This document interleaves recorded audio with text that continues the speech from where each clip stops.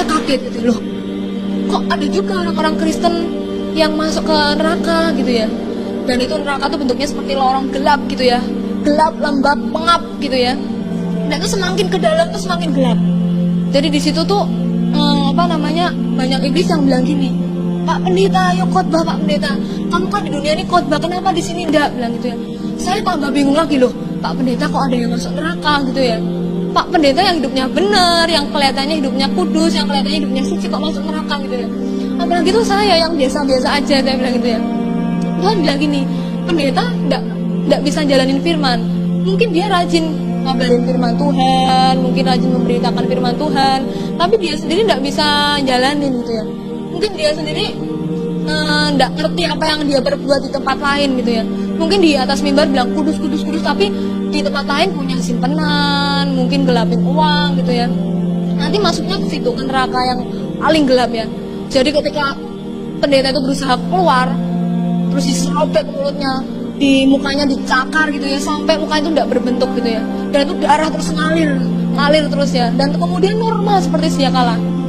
Terus kemudian dikerjain lagi habis-habisan, disobek mulutnya, mukanya dicakar-cakar gitu ya. Dan itu tidak ada habis-habisnya gitu, tidak ada berhenti-berhentinya gitu ya. Dan itu terus berlangsung berulang-ulang gitu ya. Dan di situ tuh pendeta-pendeta juga teriak-teriak gitu ya, minta ampun, minta tolong Tuhan, ampuni saya Tuhan, ampuni saya Tuhan, ampuni dosa saya Tuhan. Tetapi itu semua udah terlambat gitu ya. Ketika orang-orang itu udah ada di neraka, pengampunan itu udah terlambat, kesempatan itu sudah tidak ada lagi gitu ya. Dan saya tanya sama Tuhan, kenapa mereka bisa masuk neraka gitu ya. Dan Tuhan bilang ini, setiap kita yang diberi anggota tubuh lengkap gitu ya, yang diberi anggota tubuh gitu ya, harus mempertanggungjawabkan setiap bagian anggota tubuh kita. Jadi Tuhan menciptakan tangan untuk menyembah Tuhan, untuk memuliakan Tuhan. Tetapi kalau misalnya kita gunakan untuk misalnya mukul, membunuh, itu tuh sudah tidak berkenan di hadapan Tuhan gitu ya. Setiap kita mempertanggungjawabkan perbuatan kita gitu ya.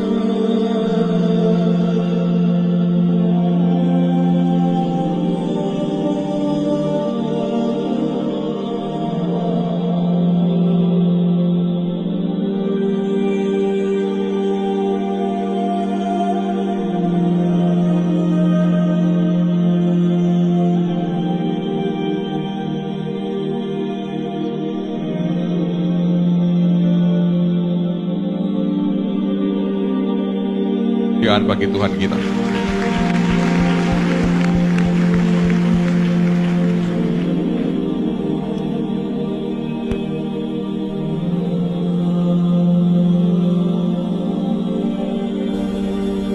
Shalom saudara, selamat sore.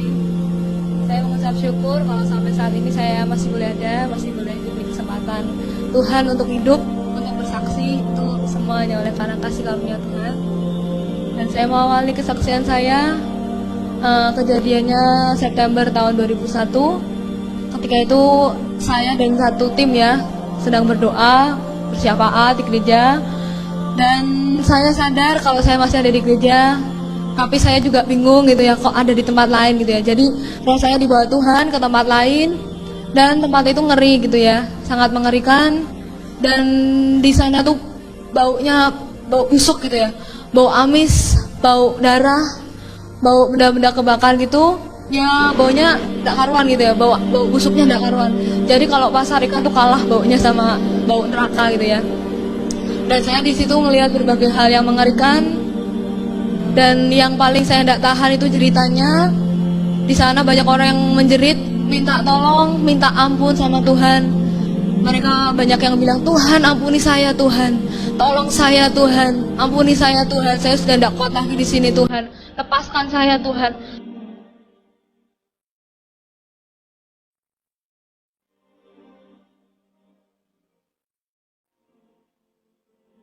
Tetapi Tuhan cuma bilang gini, pengampunan yang aku berikan sudah terlambat, kesempatan itu sudah tidak ada lagi, sudah terlambat. Ketika kamu ada di dunia ini, kamu tidak mau ambil kesempatan itu, tapi kamu sia-siakan. Tapi kalau kamu sekarang minta ampun, itu sudah terlambat, Tuhan Yesus bilang itu. Dan saya di situ ngelihat berbagai macam hal yang mengerikan. Di situ banyak orang, jutaan orang, bahkan di sisi kanan saya ketika saya jalan, di sisi kanan saya itu banyak orang yang dibakar sama api gitu ya. dan tubuh itu dibakar api sampai tubuhnya meleleh habis, tapi anehnya itu bisa lagi muncul lagi normal itu ya. Dan itu kemudian dibakar lagi sampai habis, kemudian dibakar lagi sampai habis, dan kemudian normal lagi, dibakar lagi, dan itu terus menerus gitu ya, berulang-ulang gitu ya, nggak ada hentinya, dan sifatnya itu kekal gitu ya.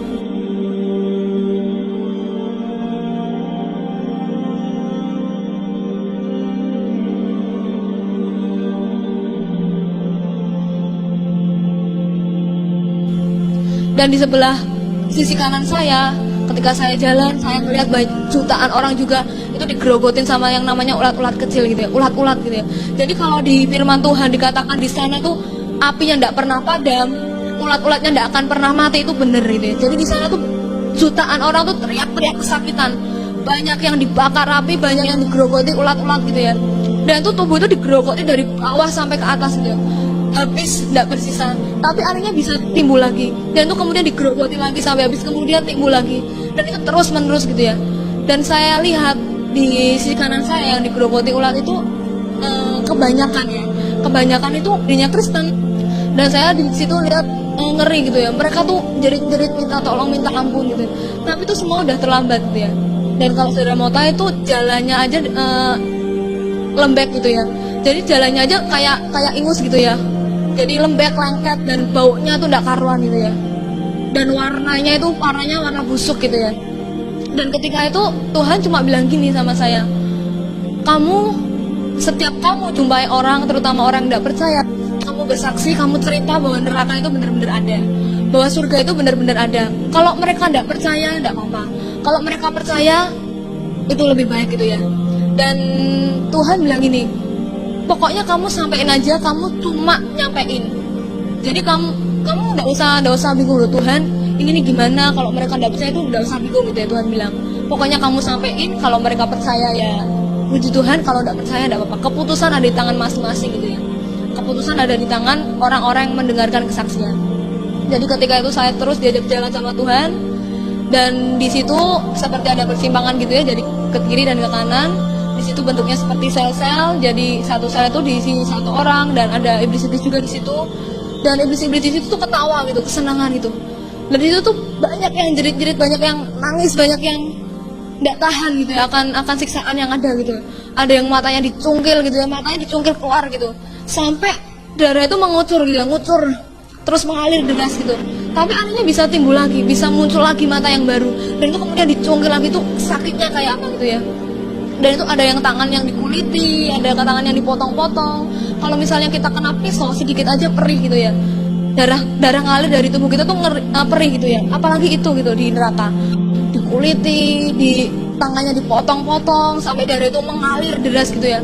Dan kaki dipotong-potong sampai darah itu mengalir deras, lidahnya dipotong-potong, dan itu tidak ada henti-hentinya gitu loh. Ketika lidah itu dipotong, darah mengalir keluar, dan itu kemudian timbul lagi, lidahnya muncul lagi normal seperti kembali, seperti sedia kala gitu ya. Dan itu kemudian dipotong-potong lagi sampai habis, dan semua orang di situ nangis, minta ampun, minta tolong sama Tuhan. Tapi Tuhan tidak bisa berbuat apa-apa gitu ya. Tuhan tuh tidak bisa nolong karena udah terlambat gitu ya. Dan saya tanya sama Tuhan, orang-orang yang di sini ini orang-orang yang tidak percaya sama Tuhan toh, saya bilang gitu. Tapi Tuhan bilang gini, oh enggak tuh, kalau yang di sini tuh orang-orang Kristen gitu ya, yang percaya sama Tuhan Yesus Kristus.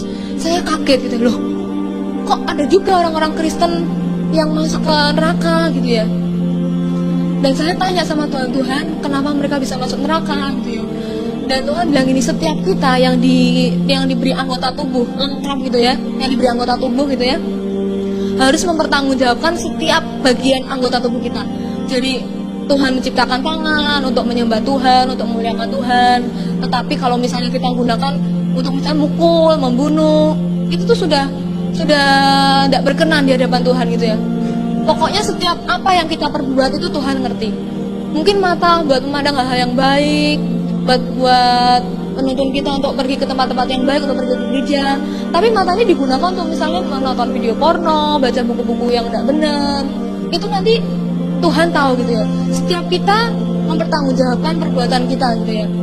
Ada yang lidahnya dipotong-potong, itu mulut kan untuk memuji Tuhan, untuk menyembah Tuhan. Tetapi mungkin ada di antara kita yang buat ngumpahin orang, buat ngutuk orang, buat mungkin ngomel, menggerutu gitu ya.